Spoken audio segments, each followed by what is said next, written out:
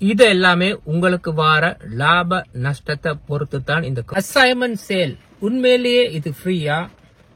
இப்ப நீங்க இந்த யூனிட்ஸை வாங்குங்க, உங்களால க்ளோஸ் பண்ண முடியாட்டி நாளைக்கு ஃப்ரீயா பேர் மாத்தி தரலாம். ஃப்ரீ என்று சொல்றீங்க, இதுக்கு பின்னாடி இவ்வளவு பிரச்சனை இருக்கா? ஃப்ரீயா இருந்தாலும் கமிஷன் கொடுத்து தானே ஆகணும். மொத்தத்துல லாபம் யாருக்கு?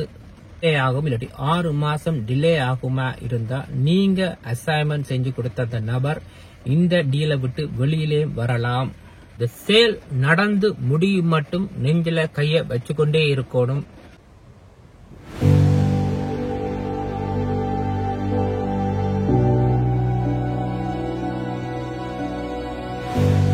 வணக்கம், எல்லாம் எப்படி இருக்கீங்க? இந்த வீடியோல நிறைய பேருக்கு தெரியாது இந்த அசைன்மெண்ட் சேல் நீங்க கேள்விப்பட்டிருப்பீங்க. இந்த அசைன்மெண்ட் சேல்ன்றது ப்ரீ கன்ஸ்ட்ரக்ஷன் வீடுகளுக்கு மட்டும்தான் செய்ய முடியும். ரேடியோல கேட்டிருப்பீங்க, புதுசா கொண்டோ யூனிட்ஸ் ஓபன் பண்ணும் பொழுது வந்து வாங்குங்க, நல்ல பிரைஸ், விட்டுட்டீங்கன்னு சொன்னா இந்த யூனிட்ஸ் எல்லாமே வித்து முடிஞ்சிடும். அதாவது நீங்க இப்ப இந்த கொண்டோக்களை வாங்கிட்டீங்க, உங்களால க்ளோஸ் பண்ண முடியல, உங்களுக்கு பைனான்சியல் இஷ்யூஸ் இருக்கலாம், இல்லாட்டி இந்த இடம் உங்களுக்கு பிடிக்கலன்னு சொன்னா இன்னொரு நபருக்கு இந்த கொண்டோக்களை நீங்க ஃப்ரீயா பேர் மாற்றம் செஞ்சு கொடுக்கலாம். இதுதான் இந்த ஃப்ரீ அசைன்மெண்ட் சேல் என்று சொல்றது. பாத்தீங்கன்னு சொன்னா விக்கிறவங்க எப்படி வித்துடுவாங்க, நீங்க ஒரு பேப்பர்ல ஒரு டாக்குமெண்ட்ல நீங்க கையெழுத்து வச்சிட்டீங்கன்னு சொன்னா அதை விட்டு வெளியில வாரது எவ்வளவு கஷ்டம் உங்களுக்கு தான் தெரியும். சரி, இந்த அசைன்மெண்ட் சேல் எப்படி ஒர்க் அவுட் ஆகும்னு பாப்போம். ஒரு 500,000க்கு ஒரு கொண்டோ யூனிட் நீங்க வாங்குறீங்க, உங்களுக்கு 20% டவுன் போட்டீங்கன்னு சொன்னா $80,000 நீங்க பில்டருக்கு டவுன் பேமெண்ட் கட்டுறீங்க. மாசமோ இல்லாட்டி லம்சமாவா பே பண்றீங்க. உங்களுக்கு $420,000 மிச்ச பேலன்ஸ் இருக்கு. இது நீங்க சைன் பண்ண கான்ட்ராக்ட் பில்டரோட. இந்த கொண்டோ லெட்ஸ் சே ஒரு 3 வருஷத்துல க்ளோஸ் பண்ணப்படுது. ஆனா நீங்க ஒரு வருஷம் இல்லாட்டி 2வது வருஷத்திலேயே நீங்க டிசைட் பண்ணிட்டீங்க, இந்த பில்டிங் கட்ட முதலே நான் அசைன்மெண்ட் சேல் செய்ய போறேன், எனக்கு ஃப்ரீ க்ளோஸ் இருக்கிறதால. ஒரு சிலர் நினைக்கிறது பில்டர்ட்ட போனா பில்டர்ட்ட நிறைய பயஸ் இருக்கு, பில்டரே செஞ்சு தருவாரு. நீங்க பில்டர்ட்ட போனீங்கன்னு சொன்னா, நீங்க அசைன்மெண்ட் சேல் செய்ய போறீங்கன்னு சொன்னா பில்டர் என்ன சொல்ல போறாருன்னு சொன்னா, பயரை நீங்க கூட்டிக் கொண்டு வாங்க, நாங்க அசைன்மெண்ட் சேல் டாக்குமெண்ட்ல கையெழுத்து வெப்பம் உண்டு. ஒரு நாளும் பில்டர் ஃபைன் பண்ணி தரவே மாட்டாங்க. நான் ஏன்ன்றத இந்த வீடியோ கடைசியில சொல்றேன். அப்படியே ஒரு பயர் இருந்தா கூட பில்டர் ரெக்கமெண்ட் பண்ணவே மாட்டாங்க.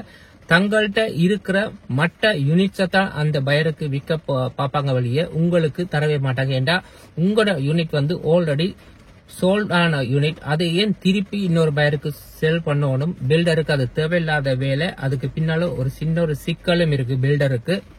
சோ ஒரு பில் பண்ணாத ஒரு யூனிட் உங்களாலையும் ஃபோர் சேல்னு சொல்லி விற்கவும் முடியாது, பப்ளிக் பண்ணவும் முடியாது. ஒரே ஒரு வழி இதுக்கு நீங்க ஒரு ரியல்டரை பிடிக்கணும். இந்த ரியல்டர் மூலமா தான் இதை லிஸ்ட் பண்ணி, அதுவும் அசைன்மெண்ட் சேல் உங்களோட ப்ளூ பிரிண்ட வச்சுதான் இந்த யூனிட்டை விற்க முடியும். யாரு இத வாங்க போறாங்க, ஏன் உங்கள்கிட்ட வாங்கணும்? மார்க்கெட்ல பில் பண்ணிருக்கிற வீடுகளே விக்குது இல்ல.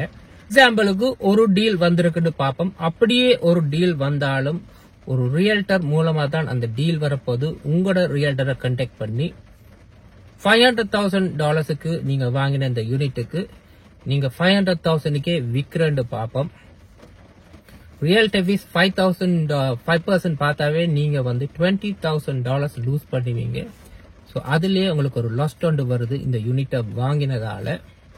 Filter to builder different. ஃப்ரீன்னு சொல்லுவாங்க, டெவலப்மெண்ட் சார்ஜஸ், அந்த சார்ஜஸ் சொல்லி ஒரு எக்ஸ்ட்ரா சார்ஜஸும் வந்துடும். இப்ப எக்ஸ் என்றவருக்கு உங்களோட பேரை கான்ட்ராக்டா மாத்தி இந்த யூனிட்டை நீங்க அவருக்கு வித்துட்டீங்க, பேரை மாத்திட்டீங்க. லெட்ஸ் சே இன்னும் 2 இயர்ஸ்ல தான் இந்த கொண்டோ யூனிட் க்ளோஸ் பண்ணப்படுது. இப்ப நீங்க போட்ட இந்த 80,000 டவுன் பேமெண்ட்டுக்கு என்ன நடக்கும்? நீங்க மாத்தி அசைன்மெண்ட் செஞ்சு கொடுத்தாலும் வாங்கினவர் ஒரு பேமெண்ட்டும் கட்ட தேவையில்லை. ஏன்னு சொன்னா உங்களோட டவுன் பேமெண்ட் இந்த வீட்டு க்ளோசிங் வரும் மட்டும் அந்த டவுன் பேமெண்ட் அப்படியே இருக்கும். எப்ப அவர் அந்த வீட்டை க்ளோஸ் பண்றாரோ, அவர் ஒரு 80,000 போட்டு டவுன் பேமெண்ட் போட்டு க்ளோஸ் பண்றாரோ, அப்பதான் உங்களோட 80,000 நீங்க வெளியில எடுக்கலாம். சோ ஒரு சிலர் நினைக்கலாம், நாங்கள் ஏர்லியா அசைன்மெண்ட் செஞ்சிட்டோம், இந்த வீட்டை விட்டு வெளியில வந்துடலாம். உங்களோட கட்டின டிபாசிட் இந்த முழு கொண்டோ யூனிட் க்ளோஸ் பண்ண மட்டும் நீங்க வெயிட் பண்ணியே ஆகணும். இதுக்கு இடையில இந்த கொண்டோ யூனிட் இன்னும் ஒரு வருஷம் டிலே ஆகும், இல்லாட்டி 6 மாசம் டிலே ஆகுமா இருந்தா நீங்க அசைன்மெண்ட் செஞ்சு கொடுத்த அந்த நபர் இந்த டீலை விட்டு வெளியிலே வரலாம். இப்போ ஒரு சிலர் என்ன சொல்லுவாங்க, $500,000 வாங்கின யூனிட் இப்ப $600,000 போகுது. அதனால இந்த அசைன்மெண்ட் நான் $600,000 செய்ய போறேன், எனக்கு அந்த $100,000 எனக்கு லாபமா வெளியில எடுக்கணும் வெப்பம். அப்படி பார்த்தா கூட க்ளோசிங் முடிஞ்சா பிறதான் அந்த காசை எடுக்கலாம். அதுவும் உங்களோட யூனிட்ட வாங்குறவர் $500,000 தான் டவுன் பேமெண்ட் போட்டு வாங்க போறார், 80,000 போட்டு. உங்களுக்கு வரப்போற அந்த எக்ஸ்ட்ரா 100,000 அவர் மோர்கேஜ் போடவே முடியாது. கேஷா உங்களுக்கு செக்காவோ வேற வழியில தான் அந்த காசை உங்களுக்கு தரப்போறார். வழிய மோர்கேஜோட அந்த 100,000 போட்டு மோர்கேஜுக்கு நீங்க அப்ளை பண்ண முடியாது. ஒரிஜினல் பர்ச்சேஸ் பிரைஸுக்கு தான் உங்களுக்கு பேங்க் மோர்கேஜ் தரும், டிஃபரன்ஸுக்கு மோர்கேஜ் தரவே தராது. இதுல இருந்து நான் என்ன சொல்றேன்னு சொன்னா, கேஷ் ஃப்ளோ யார்கிட்ட கூட இருக்கோ அவங்க மட்டும்தான் இந்த அசைன்மெண்ட் செய்யலாம். ஒரு $600,000 நீங்க மோர்கேஜ் செய்வீங்களா, இல்லாட்டி ஒரு 500,000 யூனிட்டுக்கு 600,000 வாங்கி $80,000 மோர்கேஜ் டவுன் பேமெண்ட் போட்டு பிளஸ் $100,000 வித்ட்ரா பண்ணி உங்களுக்கு அந்த ப்ராஃபிட்ட தர ரெடியா இருப்பாங்களா, நீங்க தான் முடிவு பண்ணணும். இந்த அசைன்மெண்ட் செயல்ன்றது லட்சத்துல ஒருவருக்கு தான் இது நடக்கும். அதே விலைக்கு நீங்க விற்க வலிக்கிட்டீங்கன்னா ரியல்ட ஃபீஸ்ல நீங்க லூஸ் பண்ணிடுவீங்க. இப்ப நான் உங்களுக்கு கடைசியில ஒன்று சொல்றேன்னு சொன்னேன், ஏன் இந்த பில்டர் நேரடியா உங்கள்கிட்ட இந்த யூனிட்டை அசைன்மெண்ட் சேல் செய்ய மாட்டாருன்ட்டு. நீங்க அசைன்மெண்ட் சேல் செய்த அந்த எக்ஸ் நபருக்கு க்ளோசிங் டைம்ல க்ளோஸ் பண்ண முடியலன்னு சொன்னா நீங்க தான் அந்த யூனிட்டை க்ளோஸ் பண்ணணும். ஏன்னு சொன்னா நீங்க தான் ஒரிஜினல் பயர். அவங்களுக்கு முடியலன்னு சொன்னா அவங்க லூஸ் பண்ண மாட்டாங்க எந்த காசையும். உங்களோட டிபாசிட் தான் அங்க 80,000 இருக்கு, நீங்க தான் இந்த காசை லூஸ் பண்ணுவீங்க. சோ நீங்க கட்டாயம் இந்த யூனிட்டை க்ளோஸ் பண்ணி ஆகணும். எவ்வளவு டிஸ்அட்வான்டேஜ் இருக்குன்னு பாருங்க. இந்த அசைன்மெண்ட் சேல்ல இந்த சேல் நடந்து முடியும் மட்டும் நெஞ்சில கைய வச்சுக்கொண்டே இருக்கணும். கடைசி நேரம் மட்டும் என்ன நடக்கும்னு தெரியாது. எக்ஸ் நம்பரும் க்ளோஸ் பண்ணணும், அவர் க்ளோஸ் பண்ணாட்டி நீங்க க்ளோஸ் பண்றதுக்கு ரெடியா இருக்கணும். அசைன்மெண்ட் சேல் செஞ்சு க்ளோஸ் பண்ணாட்டி நீங்க தான் க்ளோஸ் பண்ணணும். அப்படியே க்ளோசிங் நடந்து நீங்க வேற யாருக்கு வித்தாலும் ரியல் டைம் ஃபீஸ்ல $20,000-30,000 நீங்க லூஸ் பண்ணுவீங்க. இதுல வர filter to filter free assignment சொல்லி நீங்க கையெழுத்து வைப்பீங்க. ஆனா வடிவா வாசிச்சு பார்க்காம அவங்களோட பாலிசி தெரியாது உங்களுக்கு. டெவலப்மெண்ட் ஃபீஸ் அந்த ஃபீஸ் எல்லாம் போட்டு ஒரு $20,000-30,000 மொத்தமா நீங்க லூஸ் பண்ணுவீங்க காசை. சோ எங்கேயுமே நீங்க கையெழுத்து வைக்கும் பொழுது யோசிச்சு கவனமா சிக்னேச்சர் வைக்கணும். இது ஒரு ப்ரொஃபஷனல் ஸ்கேம் தான் சொல்ல முடியும். Filter to filter policies change பண்ணிக்கொண்டே இருப்பாங்க.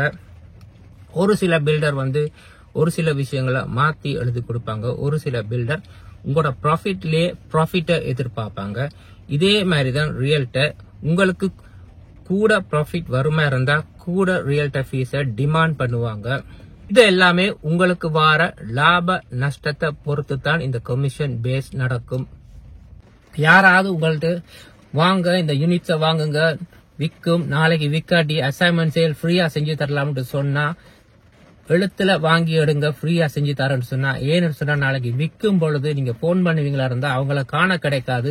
அப்படியே அவங்க வருவாங்களா இருந்தா கூட இந்த யூனிட்ஸ 1,00,000த்துல ஒரு ஆளுக்கு தான் விற்க முடியும்.